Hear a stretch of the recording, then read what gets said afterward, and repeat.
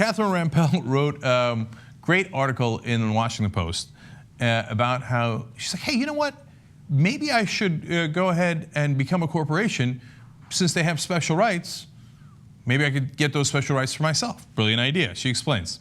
If companies are claiming the rights and privileges of people, maybe people should start claiming the rights and privileges of corporations. She says, turns out corporations enjoy tons of privileges that biological beings should be salivating over. And she begins to explain. People, for example, pay taxes on their worldwide incomes. Corporations do not, as long as they don't bring the foreign profits back into the United States. So according to Martin Sullivan, the chief economist of tax analysts, if individuals were treated like corporations, I could set up an affiliate called Catherine Rampell Bermuda, have it pay my college tuition, and then declare that the affiliate owns the resulting degree. I could then tell the IRS that everything I earn above the average high school grad's wages should be regarded as income in Bermuda, since it's all derived from a Bermuda-based asset. Come on, that sounds preposterous, right?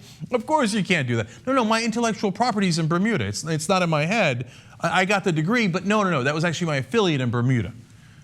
Well, corporations do that all the time. They say, oh, my name? I'll make up a couple of examples here. Apple, Coca-Cola, Nike? No. I don't have that. That's my affiliate in Bermuda. It has that.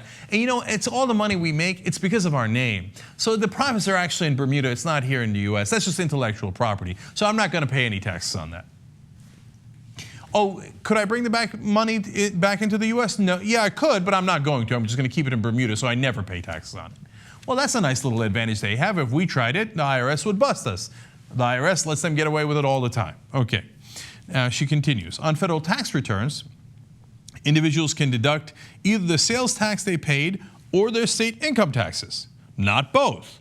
For companies, these deductions are all you can eat. Now, how's that for unfair? They literally have these tax advantages we don't have. That's why, do you know that in the 1950s, corporations, for every dollar that human beings paid in taxes, corporations would pay $1.50. So we're talking about overall revenue that the American government got. So that we would get more money from corporations than American people. And so look, they're still making a profit. And in the 1950s, America was roaring and we were doing great and we were #1 in the world and our corporations were doing fantastic. And they funded a lot of the revenue that the government got. You know what the number is today? For every dollar that the American people put in for federal revenue to our government, corporations only put in a quarter. They went from $1.50 down to a quarter. They changed all the laws by buying the politicians so that it would be to their great advantage. So they shifted the tax burden. You still need the taxes. You need to run the government. You need to have that giant military, right? Conservatives want that. A lot of people want that and all the other things that the government does. So they shifted the burden onto you, the American taxpayer. And they got their money in Bermuda. And they get every tax break that you can't get. But they're not done yet. If people were treated like corporations, Rampell explains, perhaps we'd be able to merge with whomever we want without worrying about restrictive marriage laws, noted Adam Winkler, a UCLA law professor. He's one of the top constitutional law professors on that issue.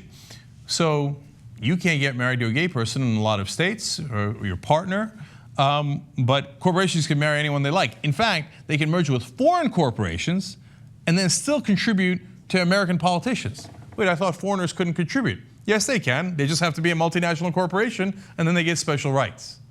Isn't that amazing? All right, and one last one, and this is probably the most important. But the best perk of being treated like an incorporeal corporation, even if you killed someone, stole a house, funded a genocidal regime, or terrorized the global economy, you wouldn't go to jail. Now, for every one of those examples, she has a link in the article where corporations did every one of those things. Now, of course, a corporation can't go to jail, and their executives almost never go to jail. Not a single top banker went to jail for gigantic fraud in 2008 that collapsed the worldwide economy. So you get to do whatever you want, you get special advantages, and there are never any consequences. Does this look fair to you? Look, we have created these machines. They are legal fictions corporations. Should they have some legal rights? Of course. I don't mind them existing. They're needed for it. You need limited liability in some instances. But they should only have the rights that we give them. They shouldn't have more rights than us. They don't have natural rights endowed by their creator. That's insanity. Of course they're not human beings. But right now, in this crazy topsy-turvy world, the Supreme Court says, yeah, of course they are. They're human beings. Republicans are like, yes, corporations are people, my friend. In fact, they're my best friends. We got to get money out of politics. Wolf-pac.com.